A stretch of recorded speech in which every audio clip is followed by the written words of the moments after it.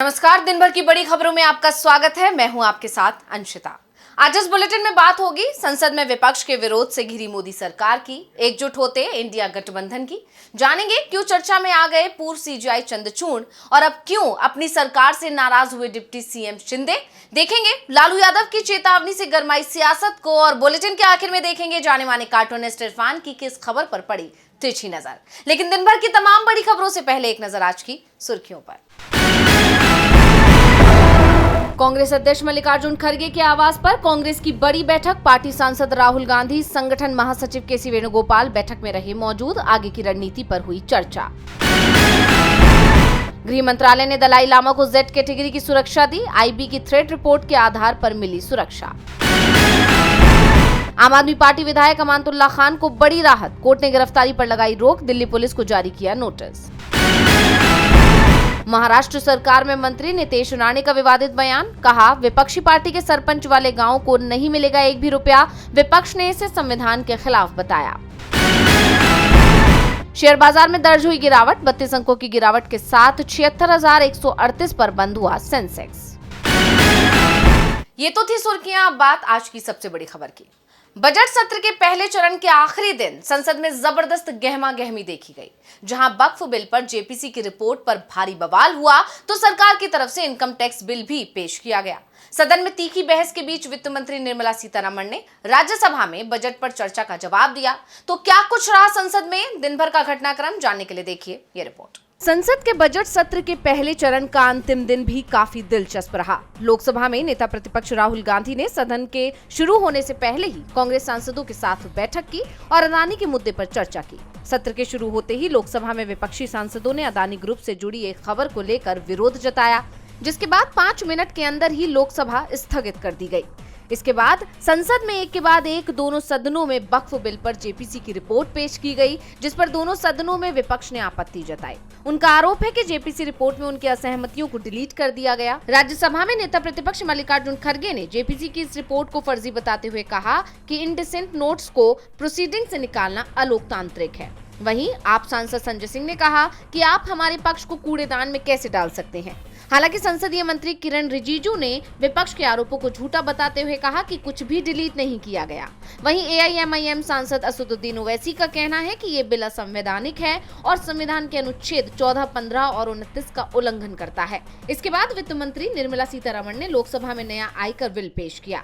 622 पन्नों के इस नए बिल में 23 चैप्टर में 536 धाराएं हैं और 16 शेड्यूल हैं। सरकार का दावा है कि ये मौजूदा इनकम टैक्स एक्ट 1961 को सरल बनाकर आयकर कानून को आम लोगों को समझाने योग्य बनाएगा, जिस पर तृणमूल कांग्रेस के सौगत राय समेत कुछ विपक्षी सदस्यों ने विरोध जताया।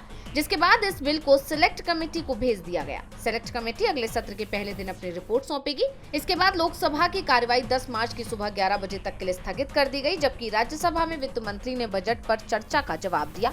वित्त मंत्री ने कहा कि हमने किसी भी सेक्टर के आवंटन में कटौती नहीं की है। संसद में विपक्ष ने विरोध जताया तो 10 मार्च तक के लिए लोकसभा को स्थगित कर दिया गया, जिससे एनडीए सरकार घिर गई है। वैसे एनडीए सरकार को घेरने की पूरी तैयारी विपक्ष ने कर ली है। आदित्य ठाकरे दिल्ली पहुंचे और उन्होंने राहुल के बाद केजरीवाल से मुलाकात की। क्या कुछ हुआ इस मुलाकात में और क्या है इंडिया का प्लान, जानने के लिए देखिए रिपोर्ट। वोटर लिस्ट में हेरफेर और ईवीएम में गड़बड़ी को लेकर शिवसेना यूबीटी नेता आदित्य ठाकरे ने नेता प्रतिपक्ष राहुल गांधी और आप संयोजक अरविंद केजरीवाल से मुलाकात की। राहुल गांधी से मुलाकात के बाद आदित्य ठाकरे ने कहा कि मैं राहुल गांधी से मिला। आज देश का भविष्य संदेह के घेरे में है। आज देश में वोटर लिस्ट की हेरफेर और ईवीएम की धोखाधड़ी के बीच हमें नहीं पता कि हमारा वोट कहां जा रहा है। क्या आज हमारे देश में स्वतंत्र और निष्पक्ष तरीके से चुनाव हो रहे हैं? हमें लगता है कि हम लोकतंत्र में रह रहे हैं, लेकिन अब देश में लोकतंत्र नहीं रहा।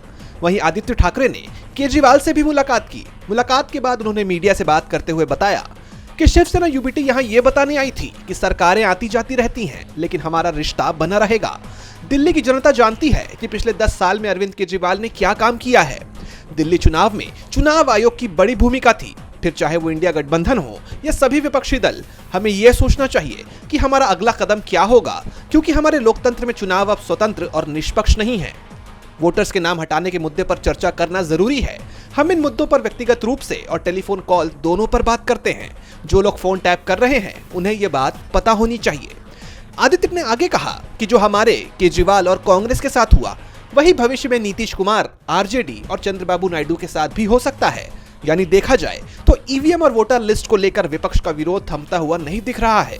विपक्ष के तमाम नेता लगातार मुलाकातें कर इस मुद्दे को उठाने का काम कर रहे हैं। अब देखना होगा कि इस मामले पर विपक्षी नेताओं की इन मुलाकातों से क्या निकलकर सामने आता है। उद्धव गुट के नेता आदित्य ठाकरे ने एक बार फिर चुनाव आयोग पर सवाल उठाए। वैसे सवाल तो पूर्व सीजीआई चंद्रचूड़ पर भी उठते रहे हैं। अब उन्होंने एक इंटरव्यू दिया और वो एक बार फिर से चर्चा में आ गए हैं। इंटरव्यू में पूछे गए कौन से ऐसे सवाल और उन्होंने क्या दिया जवाब, क्यों उनके जवाबों पर हो रही है चर्चा, जानने के लिए देखिए रिपोर्ट। देश के पूर्व सीजीआई चंद्रचूड़ ने हाल ही में बीबीसी के एक टॉक शो के लिए पत्रकार स्टीफन सेकुर को इंटरव्यू दिया, जिसमें सेकुर ने उनसे अदालतों में नेपोटिज्म से लेकर भारत के पीएम मोदी से उनकी नजदीकियों जैसे कई सवाल किए और साथ ही कुछ आरोपों पर भी उनसे जवाब मांगे। सेकुर ने जब ये कहा कि देश की अदालतों पर राजनीति का प्रभाव होता है और राहुल गांधी को गुजरात की निचली अदालत ने जिस तरह मानहानि में सजा सुनाकर उनकी संसद सदस्यता खत्म करने का रास्ता तैयार किया, ये फैसला भी राजनीति से प्रेरित था। इस पर चंद्रचूड़ ने इन आरोपों को खारिज करते हुए कहा कि उच्चतम न्यायालय ने व्यक्तिगत स्वतंत्रता को बनाए रखा है। पूर्व सीजीआई ने नेताओं और राजनीतिक कार्यकर्ताओं को जमानत देने के कोर्ट के रिकॉर्ड का हवाला दिया। उन्होंने कहा कि देश में उचित प्रक्रिया और कानून का शासन बरकरार है। वहीं जनवरी 2023 में अमेरिकी अखबार न्यूयॉर्क टाइम्स ने एक संपादकीय छापा। इसमें आरोप लगाया गया था कि प्रधानमंत्री नरेंद्र मोदी की सरकार अपने विरोधियों को निशाना बनाने के लिए अदालतों का इस्तेमाल कर रही है। पूर्व सीजीआई चंद्रचूड़ ने इस अंतरराष्ट्रीय आलोचना को भी खारिज कर दिया। उन्होंने कहा कि न्यूयॉर्क टाइम्स पूरी तरह से गलत है। भारत के 2024 के आम चुनावों के परिणामों ने उन दावों को गलत साबित कर दिया कि देश वन पार्टी स्टेट की तरफ बढ़ रहा है।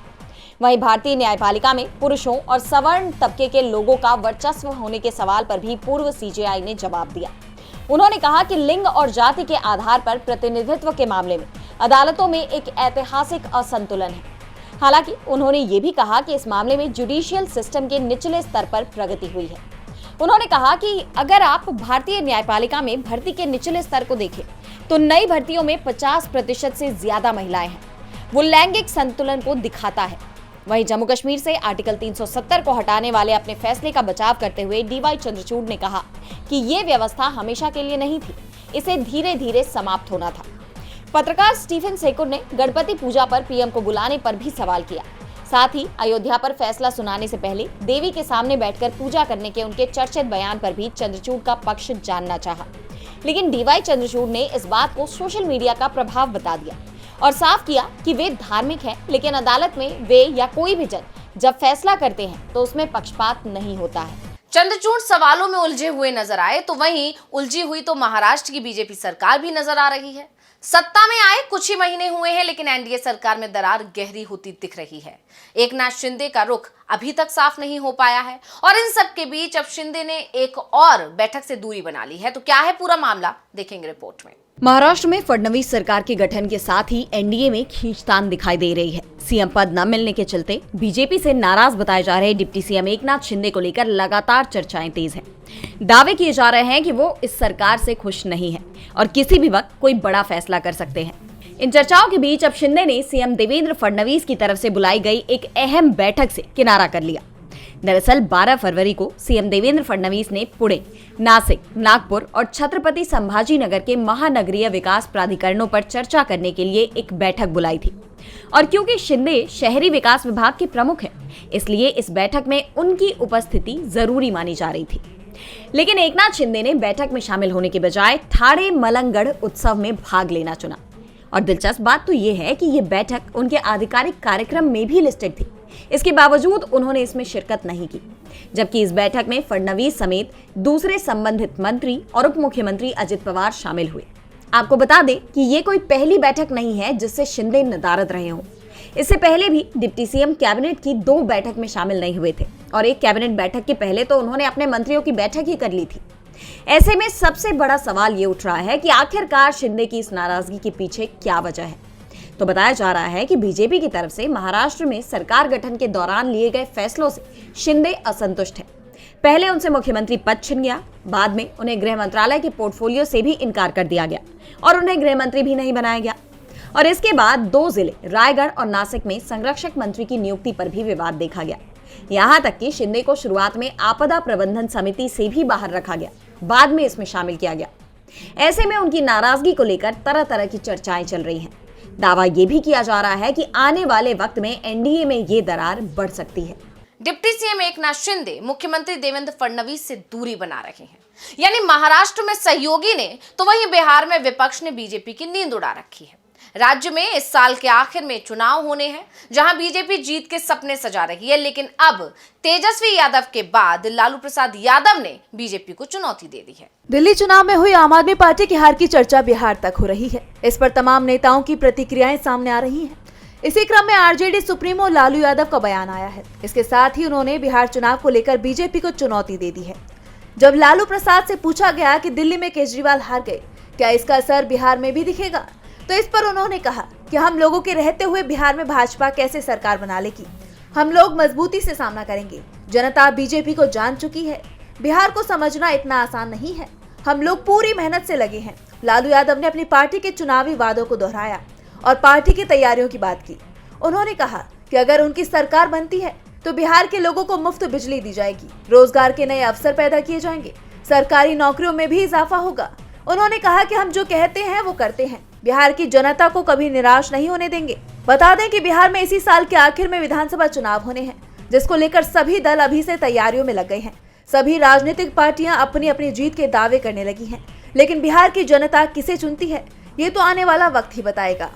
दिल्ली चुनाव के नतीजों से उत्साहित बीजेपी के लिए बिहार जीतना आसान नहीं रहने वाला है, इसलिए बीजेपी का फोकस अब बिहार पर है। वैसे फोकस तो इस वक्त सभी का ट्रंप और मोदी की होने वाली मुलाकात पर भी है, जिसको लेकर कांग्रेस नेता जयराम रमेश ने बड़ा बयान दिया है। तो क्या कहा कांग्रेस नेता ने, जानने के लिए देखिए रिपोर्ट। प्रधानमंत्री नरेंद्र मोदी के अमेरिका दौरे पर सबकी नजरें टिकी हुई हैं। इस दौरान वो अमेरिकी राष्ट्रपति डोनाल्ड ट्रंप से मुलाकात करेंगे, जिसे लेकर कई तरह के सवाल उठ रहे हैं। खासकर अवैध प्रवासियों का मुद्दा काफी गर्माया हुआ है। ऐसे में पीएम मोदी के अमेरिका दौरे को लेकर कांग्रेस नेता जयराम रमेश ने उनसे सवाल पूछे हैं। जयराम रमेश ने कहा कि 14 फरवरी की सुबह 2:30 बजे IST पर पीएम पहले गले मिलेंगे और फिर अपने अच्छे दोस्त राष्ट्रपति ट्रंप से मुलाकात करेंगे। भारत ने पहले ही कुछ कृषि उत्पादों और ट्रंप की पसंदीदा हार्ले डेविडसन मोटरसाइकिलों पर आयात शुल्क में कटौती करके अमेरिकी राष्ट्रपति को खुश कर दिया है। परमाणु क्षति के लिए नागरिक दायित्व अधिनियम 2010 में संशोधन करने की भी प्रतिबद्धता जताई गई है, जिसकी मांग अमेरिकी कंपनियां कर रही हैं। कांग्रेस नेता ने आगे कहा कि हमारे पास पीएम से सवाल है। क्या मोदी कुछ दिन पहले भारतीय नागरिकों को जिस तरीके से वापस निर्वासित किया गया, उस पर भारत के आक्रोश को अमेरिकी राष्ट्रपति तक पहुंचाने का साहस जुटाएंगे? क्या मोदी फिलिस्तीन पर भारत की दीर्घकालिक स्थिति को दोहराएंगे और गजा के लिए अमेरिकी राष्ट्रपति के जरिए पेश किए गए विचित्र प्रस्ताव पर अपना कड़ा विरोध व्यक्त करेंगे? क्या मोदी राष्ट्रपति ट्रंप को बताएंगे कि जलवायु परिवर्तन पर पेरिस समझौते और WHO से अमेरिका का हटना अमेरिका के नेतृत्व की स्थिति के साथ साथ उसकी जिम्मेदारी से भी इनकार है? क्या मोदी राष्ट्रपति ट्रंप को साफ तौर से बताएंगे कि H-1B वीजा धारकों, जिनमें से 70% से अधिक भारतीय युवा हैं, पर नस्लवादी हमले बिल्कुल अस्वीकार्य हैं? विपक्ष लगातार कई सवाल खड़े कर रहा है, लेकिन इन सभी सवालों के जवाब पीएम मोदी के अमेरिका दौरे के बाद ही मिल पाएंगे। पीएम मोदी के अमेरिका दौरे पर सवाल खड़े हो रहे हैं तो बीजेपी शासित राज्य मणिपुर में बड़ा राजनीतिक संकट खड़ा हो गया है। मुख्यमंत्री बीरेंद्र सिंह ने अचानक से अपने पद से इस्तीफा दे दिया, जिसके बाद से लगातार ये सवाल उठ रहे हैं कि अब मणिपुर की कमान किसके हाथ में जाएगी। और इस बीच अब बीजेपी सरकार पर संविधान की अवमानना के आरोप भी लगे हैं, तो इसे लेकर कांग्रेस हमलावर है। क्या है पूरा मामला, जानने के लिए देखेंगे रिपोर्ट। मणिपुर में लगातार अनिश्चितता के हालात बने हुए हैं, जहां मुख्यमंत्री बीरेंद्र सिंह के इस्तीफे के बाद बीजेपी अब तक ये तय नहीं कर पाई है कि अब प्रदेश की सरकार का नेतृत्व किसे सौंपा जाए। इसे लेकर कांग्रेस लगातार सवाल उठा ही रही है। इस बीच अब उन्होंने बीजेपी पर संविधान के अवमानना के आरोप भी लगा दिए। कांग्रेस ने प्रदेश की बीजेपी सरकार पर आरोप लगाते हुए कहा कि मणिपुर में अनुच्छेद 174 का उल्लंघन किया गया, जिसके मुताबिक 2 विधानसभा सत्रों के बीच 6 महीने से ज्यादा का अंतराल नहीं हो सकता। ये संविधान की जानबूझकर की गई अवमानना है। दरअसल बीरेंद्र सिंह के सीएम पद से इस्तीफे के बाद राज्यपाल अजय कुमार भल्ला ने 10 फरवरी से शुरू होने वाले विधानसभा सत्र को स्थगित कर दिया। इसी सत्र में कांग्रेस बीरेंद्र सिंह के खिलाफ अविश्वास प्रस्ताव लाने की तैयारी में थी, लेकिन इससे पहले ही उन्होंने इस्तीफा दे दिया। हालांकि बीजेपी सांसद संबित पात्रा मणिपुर गए। उन्होंने पार्टी विधायकों से भी बात की, राज्यपाल से भी मुलाकात की, लेकिन सीएम को लेकर तस्वीर अब तक साफ नहीं हो पाई है। वहीं राज्य में बिगड़े हालात को लेकर भी अब तक सवाल बने हुए हैं। कुकी मैतेई समुदाय के बीच का टकराव जारी है, जिसे लेकर कांग्रेस महासचिव जयराम रमेश ने कहा कि मणिपुर में संवैधानिक तंत्र ध्वस्त हो गया है और राज्य के लोगों की पीड़ा अब भी खत्म नहीं हुई, क्योंकि वे अभी भी प्रधानमंत्री नरेंद्र मोदी के दौरे का इंतजार कर रहे हैं, जो मणिपुर छोड़कर हर दूसरी जगह जाते हैं। अब कांग्रेस के इन सवालों का बीजेपी क्या जवाब देती है, ये देखने वाली बात होगी। लेकिन फिलहाल सीएम का नाम चुनने में हो रही जद्दोजहद को देखते हुए ये तय है कि बीजेपी मुश्किल में है। और बुलेटिन के आखिर में देखेंगे जाने माने कार्टूनिस्ट इरफान की किस खबर पर पड़ी तिरछी नजर।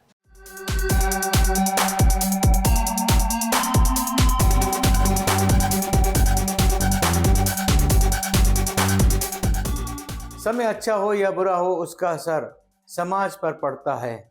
इसी फिक्र में शायद साइबर क्राइम सेल ने यूट्यूबर समय रैना को उनकी विवादित हंसी ठिठोली जो उन्होंने अपने प्रोग्राम के अंदर की थी, उसके लिए दूसरी बार सम्मन भेजा है और कहा है कि अगर इस बार समय रैना समय से नहीं आए तो उनका समय बुरा समय में बदल जाएगा। इसके लिए, इस कड़े एक्शन के लिए साइबर क्राइम सेल को कम से कम लाइक्स तो देनी चाहिए।